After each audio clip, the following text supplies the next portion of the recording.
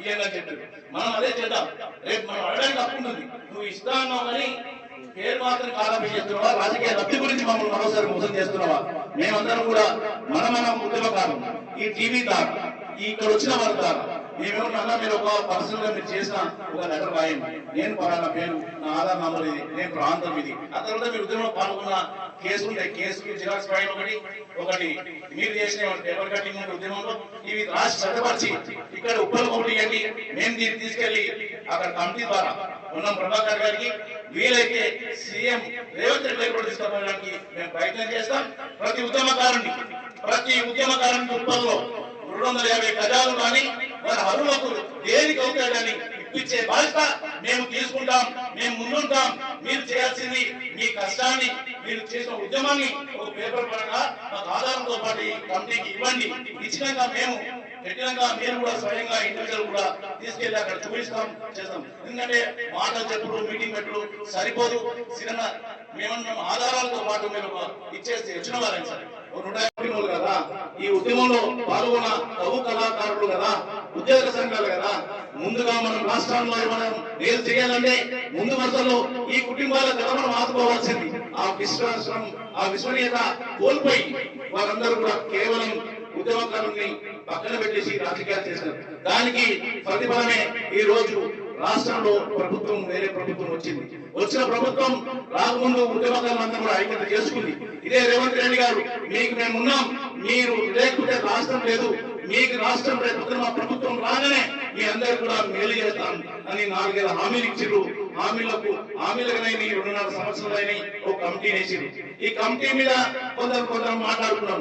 ఎందుకంటే 2.5 సంవత్సరాలైంది కమిటీ ఎన్నికని.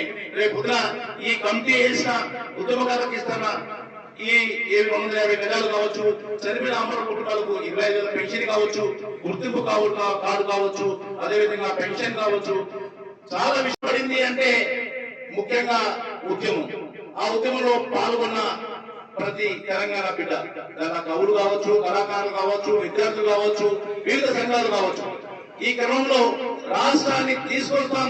ఇది మా ఆత్మ గౌరవం. మా నీళ్లు మాకు కావాలి, మా నిధులు మాకు కావాలి, ఈ విధంగా మా ఉద్యోగాలు మాకు కావాలి. మా రాష్ట్రం బాగుపడుతుంది, రాష్ట్రంలో నా కుటుంబం బాగుపడుతుంది, దోపిడీకి గురవుతుంది.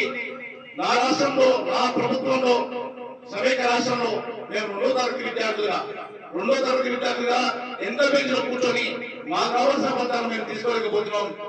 మా నీళ్లు దోపిడీ జరిగిపోయినాయి, మా నిధులు దోపిడీ జరిగిపోతున్నాయి. కాబట్టి ఈ రోజు మేము ఏ విధంగా సరే తెలంగాణ రాష్ట్రం తెచ్చుకుంటామని రాష్ట్రం ఏర్పాటుకు అమరులైన మా ప్రాణ త్యాగాలతోనైనా సరే రాష్ట్రం ఏర్పడుతుంది. ఈ ఉద్యమం ఆగొద్దు అని చనిపోయిన కుటుంబాలు ఉన్నాయి. వాస్తవానికి ఈ విషయం మనం మాట్లాడుతున్నప్పుడు నిజమైన ఉద్యమకారులకు రోమాలు నిలబడతాయి. ఎందుకంటే చిన్న మంటలేసినా, చిన్న నొప్పి వేస్తే అమ్మ అంటాం. వాళ్ళు రాష్ట్రం ఏర్పాటుకు కాల్చుకొని అమలైన సందర్భాలు, కొందరు ఉరేసుకునే సందర్భాలు, నడుస్తున్న రైలు వేగంతో పాటు ఎదురుగా పోయి రైలు పట్టాల మీద ప్రాణత్యాగాలు చేసిన అమరున్నారు. ఈ అమరులను మైమర్చినారు. రాష్ట్రం వచ్చింది, ప్రభుత్వాలు, రాజకీయాలు పదులు పొందుతున్నారు. ఒక్కటి వారు విస్మరించినారు. ఈ రాష్ట్రం ఏర్పడుకో ఈ తెలంగాణ బిడ్డలు కదా, ఈ అమరుల కుటుంబాలు కదా, ఈ ఉద్యమంలో పాల్గొన్న కవు కళాకారులు కదా, ఉద్యోగ సంఘాలు కదా. ముందుగా మనం రాష్ట్రంలో మనం మేలు చేయాలంటే ముందు వరుసలో ఈ కుటుంబాల కథ మనం ఆదుకోవాల్సింది.